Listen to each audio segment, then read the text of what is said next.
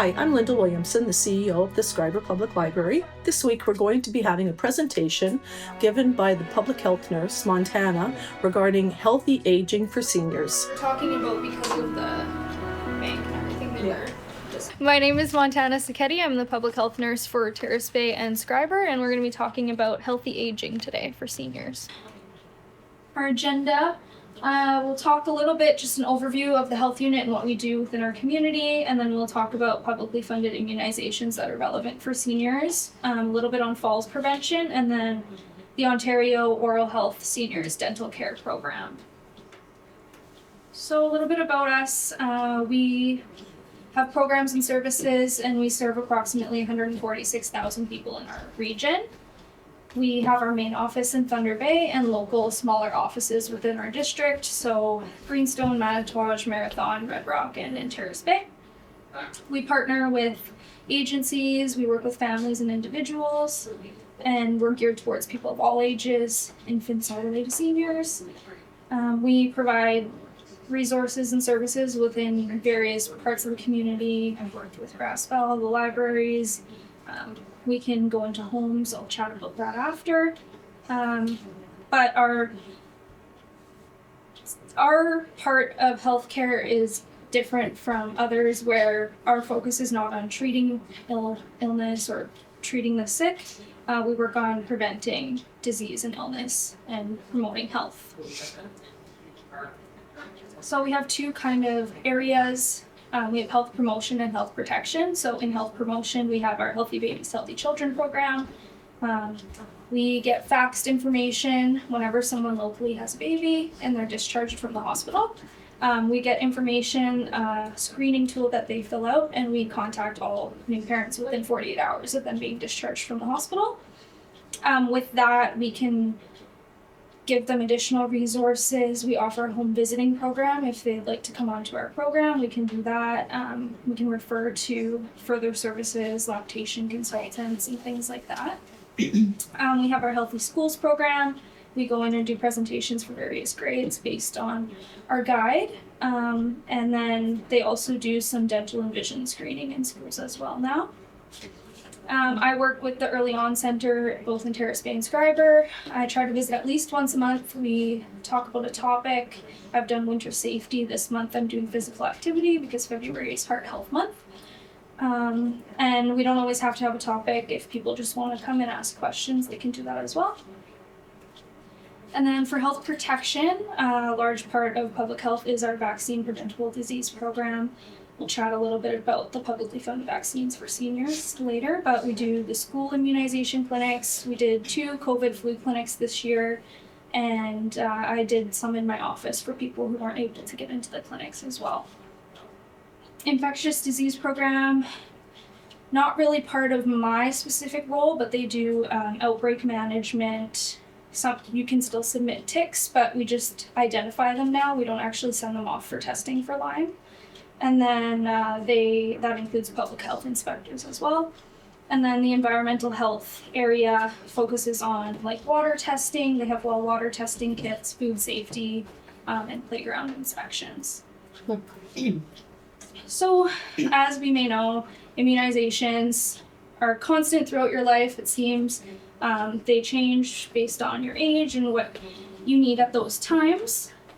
They have been the most effective public health initiative in the 20th century. The incidence and disease and complications have disappeared or drastically changed. An example would be smallpox that we don't see anymore. They're safe and effective. It's very rare to have any serious side effects. And vaccines have actually saved more human lives than any other medical intervention in history. So how does this impact you? We have some routine vaccines. So we recommend that you get 1 Tdap, tetanus, diphtheria, pertussis vaccination as an adult. I'll chat about a little bit of what each of that kind of means. You might be most familiar with tetanus. Most people are, sort of. It's caused by a bacteria. It gets into your body through a wound or a sore. It can attack your nervous system with a toxin, which can impact your muscles, causing contractions. A lot of people know of lockjaw, which can be a cause of tetanus. A lot of times the cramping can be so severe that you can even break bones. So and can lead to other more serious complications as well. Diphtheria is a bacterial disease of the nose, throat, and skin. Can cause sore throat, fever, chills. It can have more serious complications, breathing issues, heart failure, and nerve damage as well. But as a result of our vaccination rates, Ontario has not seen a case since 1995, which is great. And then pertussis, commonly kind of called whooping cough. Most people may have heard of that. It's more common than you see for a diphtheria. It can cause a person to have shortness of breath, stop breathing, things like that with that ongoing cough. It can last for weeks. Can affect people at all ages, but it is more concerning for infants and very young children. It can cause complications, especially in those babies. It's things like pneumonia, seizures, and brain damage as well. And then I just want to note the next one, also tetanus and diphtheria. That's your common tetanus shot that people talk about. You're due for it every 10 years. A lot of people don't realize they're due, things like that, and then something happens. Stepping on a nail is a common one, and then you do need to get a tetanus shot. So if you stay up to date, then you don't have to worry if something does happen. The next one, Shingrix, is your shingles vaccine. So I'll just chat a little bit about it. You might be familiar. When you get shingles, it's a reactivation of latent varicella, which is the chickenpox. So if you had chickenpox, it can be a reactivation of that in your body, and then you end up with shingles, unfortunately. It can develop at any time. It is more common in seniors. 2/3 of the cases that we see are actually in individuals 50 and older. And there is increased risk for the severity of the illness with age and more complications. An example of that would be the herpectic neuralgia, which is that severe nerve pain that some people talk about when they have shingles. Thing with shingles, it is only publicly funded between 65 and 70 years old. So as soon as you turn 71, you unfortunately have to pay. If you're within 65 to 70, it should get it. It's covered. You can speak to your doctor about it. If you are over 70, still highly recommended, but it is unfortunate that it's not publicly funded after that. Do you have to get a shot each year? No, just one. It's just one. Yeah, it's just a 2-dose series. Yeah. And then we have the pneumococcal P23 vaccination. It prevents pneumonia and other infections caused by 23 types of Streptococcus pneumoniae bacteria. These 23 types account for approximately 9 out of 10 cases of pneumococcal disease. The vaccine's recommended for anyone 65 years of age and older and people with certain medical conditions. And it has actually been used in Canada since 1983. Wow. Influenza. So your flu shot, it's important that we are vaccinated annually for the flu shot. For some people, complications of the flu can be more serious and lead to things like pneumonia. People higher risk of complications for the flu also do include infants and young children, as well as individuals 65 and older, and those with chronic medical conditions or things that impact their immune system, including certain types of medications. Chemotherapy is a good example of the impact on your immune system. The flu shot annually strengthens your body's response to the flu, stimulating your immune system and building antibodies, making your body stronger and ready to fight it off if it does encounter that. We offered flu vaccines with our COVID clinic this year. I know the family health team offered them within their own clinic, and then we actually had a walk-in clinic yesterday. The criteria has changed a little bit for who can receive a spring dose of COVID vaccination. I have it here. It's a little bit, I want to say a little bit harder to get this year than last year. It's for adults 80 and older, those living in long-term care homes, other congregate living areas, anyone who is immunocompromised, whether that be from a condition or a treatment of a condition. And then this is the part that kind of might help us be able to give it to more people, is that previously vaccinated adults 65 and older who are at increased risk of severe COVID-19 disease may receive a second dose. How you judge that is kind of based on yourself. We don't like to turn people away. So if you feel that that is something necessary for you, we'll get you in. I don't know if we're going to be doing a large clinic or if I'm just going to be taking people in my office in the spring. It kind of depends on the numbers and the needs for the year.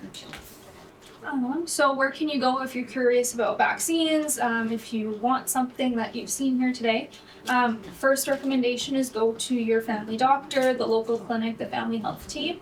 If you are just looking for a vaccine, the family health team can, like nurses can, you can book an appointment with them for a vaccine rather than waiting months and months and months to get in to see a doctor. Normally you can get in a little bit faster for things like that. If you have other questions, I can also do vaccinations in my office. We recommend you go to the clinic first, just because now I'm in the high school, I'm the only healthcare provider there. If something were to happen or you had some type of reaction, I would recommend you go to your healthcare provider. Things like COVID and flu vaccines, most people now have had plenty of COVID shots and reactions. I'm comfortable doing that in my office, but other things we definitely recommend you go to your provider first. If you ever need a copy of your record, if you are curious if you're up to date on things, you can give me a call and I can do that for you as well. Kind of switching gears, we're going to talk about falls a little bit. As you can see on the slide, falls are the leading cause of injury-related hospitalizations for Canadian older adults. For older adults, falls are common and often devastating. 1 in 3 seniors fall each year. This is a problem because it can lead to injuries, hospitalizations. If the care you could need could be, for example, in Thunder Bay, it impacts us more in our rural areas. If you have to go to Thunder Bay after a fall and you're hospitalized, you know, you're away from your family, friends, it's a little bit isolating. So important that we try and prevent that from happening. This is a pie graph, kind of hard to see maybe from there.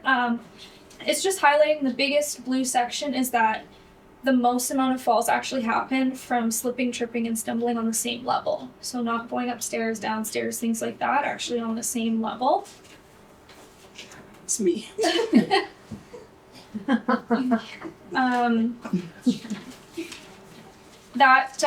This graphic I think is from 2015, so a little bit outdated, but I'm sure the numbers aren't too far off. It's important that we take our time. I'm going to get into some interventions, things to do to prevent falls, but when you look at this graph, one thing to keep in mind is a lot of people have little rugs around their house, little things like that. Those are actually huge fall risk, so avoid if you can.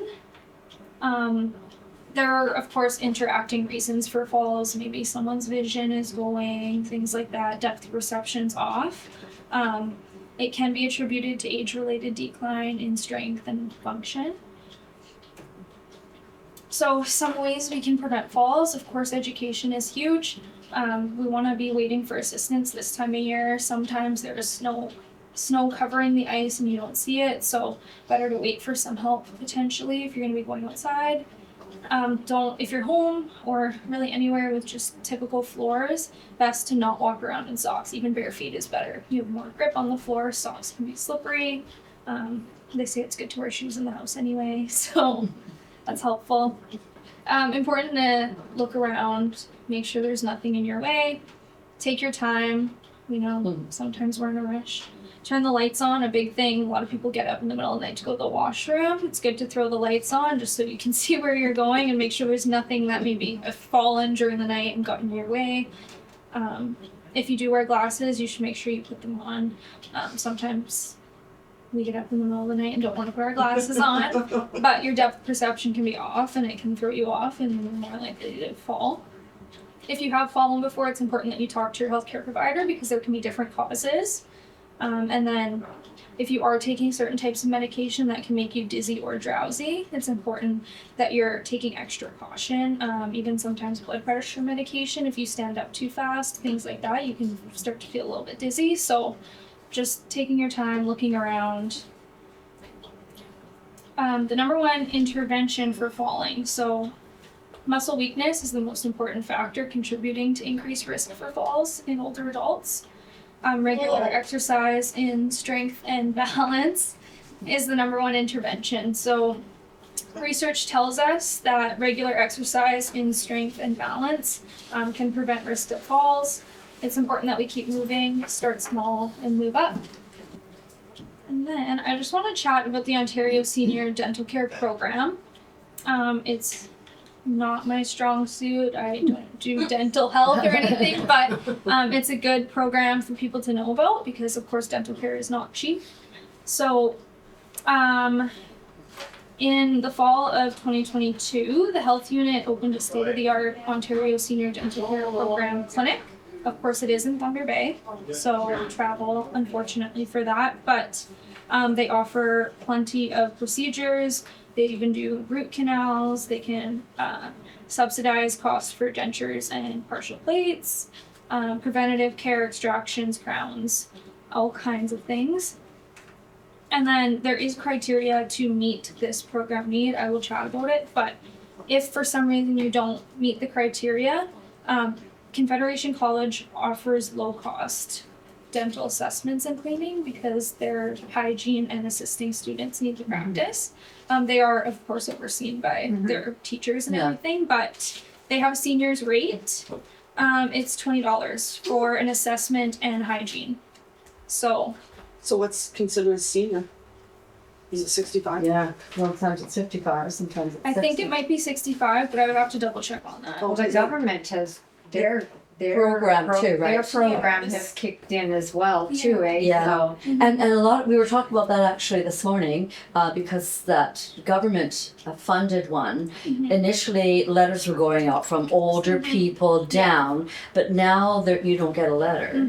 So you have to actually apply yourself. Yes. So Yeah, that is. for that, am I right in saying that? Well, and they were supposed to lower it, so anybody with under 90,000 income was supposed to get it this year. But I've checked online and they haven't. And they haven't updated it yet. Yes, So, I okay. talked to somebody about that, and she Yeah. said that they're going to be announcing it. They're just Okay. not sure when. Yeah, so 'Cause I I've been still waiting have for the that. previous. So this is just the Ontario one. There is a federal program as well for lower cost, but I don't think it's free. But I have information on the Ontario Senior Dental Care Program. So if you're an Ontario resident, 65 and older, have a net income of $22,200 or less for a single person, and a combined income of $37,100 for a couple. If you are in a couple and one person is not 65 yet, that's fine. The person who's 65 applies to the program. They would be the one to qualify, but you do still have to have that net income. And then you can't have, of course, any other dental benefits. So another government program or private insurance. People rarely have private insurance after retirement these days, but some people do. Under this program, they can do exams, assessments, preventative screening, so the cleanings. They can repair broken teeth and do cavities. X-rays are included, oral surgery for abnormal tissue abscesses. Some even anesthesia can be covered depending on what you need. Endodontic services, so root canals, periodontics, so gums, and also things like dentures can be covered to a certain extent, not fully. That's awesome. Yeah, it's good. It's good for people to know because it's not commonly out there. So you can apply online through their website. There is also a physical mail-in application. If anybody wants them, I can get them for you and have them in my office and put them out. You can even drop them off here. Yeah, I can bring some physical copies next time I'm in town, just so that people have access to them. Yeah, hard copies. If people need help filling them out, I can help as well.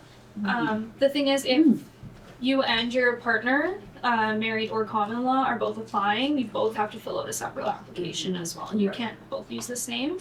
And then you need your social insurance number for the forms as well. If you don't have it, there's a temporary taxation number if you filed your taxes last year. And then for some reason, if you have neither, you can go through a guarantor to help the sign. Yeah, so you can still get it applied to it and everything. And actually the list of people that can sign off is pretty, like, a ton of people. It's can not sign. like a lawyer, No. judge, all of that Uh-huh. stuff. Chiropractors on the list. Oh. Like there's so it's not Awesome. yeah, it's That's not good. as difficult as like if you need an affidavit or something and you have to go to the township, you don't Right. have to do that. Oh. Yeah. That's good. Yeah. And then a provincial processing center handles all the applications. They'll verify the income through taxes. And then anyone who's eligible will get a welcome package and a card, a dental card in the mail. And then once you have that, you'll be enrolled in the program. You can book appointments in Thunder Bay through the health unit. My contact information is here. Linda has it. Thank you very much. Thank you very much. It's Thank very you good. everybody for coming. Yeah. We had a few faces. Wow, that- Then we had a conversation. Yeah.